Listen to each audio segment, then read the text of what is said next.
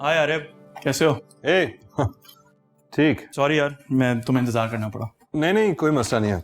अच्छा किया तुम देर से आए, मैंने कुछ पढ़ लिया, नुकसान नहीं हुआ। नुकसान? कैसा नुकसान? क्या पढ़ डाला? नवीन मेहर का इंटरव्यू छपा है इसमें। सोच तो अच्छी है उसकी और लिखती भी अच्छा है, लेकिन मुझे लगता है बहुत बड़े धोखे में रह रही है वो। क्या मतलब? काफी अच्छी शायरा है, मैं तो उसको पढ़ता रहा हूँ। काफी रोमांटिक शायरी लिखती है। कहती है कि मोहब्बत से सब कुछ हासिल हो सकता है। ये एक खौफनाक गुमान नहीं है तो क्या है, नुकसान उठाएगी। तो तुम्हें क्या है, नुकसान उठाए या फायदा? सबके अपने अपने नजरियात होते हैं। जैसे तुम इनकलाबी नजरियात रखते हो, गलत बात पे तुम्हारा भी खून खौल उठता है। छोटे अफसर से लेकर मिनिस्टर तक उधेड़ते रहते हो। सर्जरी करने के लिए काटना पीटना पड़ता है। अच्छा बता, क्यों बुलाया मुझे?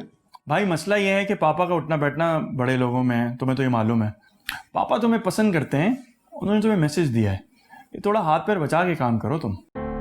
और मेरा भी ये मशवरा है, सिस्टम से तन्हा बगावत करके तुम्हें कुछ नहीं मिलेगा।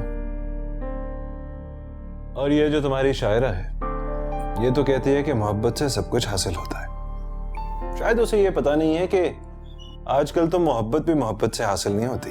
उस बेचारी के पीछे क्यों पड़ गए हो? उसने इतनी करीब से जिंदगी के पहलुओं को नहीं देखा है, लेकिन शायरा बहुत अच्छी हो। तुम मिले उससे क्या? नहीं यार, इतना टाइम थोड़ी है, बिजनेस से जान ही नहीं छूटती। तो फिर क्यों कह रहे हो कि शायरा अच्छी है? इसलिए कि मैंने उसकी शायरी पढ़ी है। तो फिर ये कहो ना कि उसकी शायरी अच्छी है।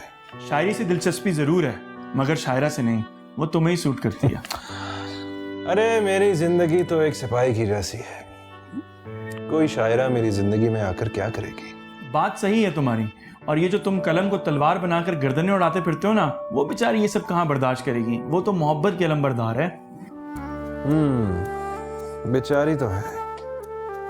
वैसे अगर कहीं मिले ना तो कह देना मोहतरमा निकल आए अपने गुमान से।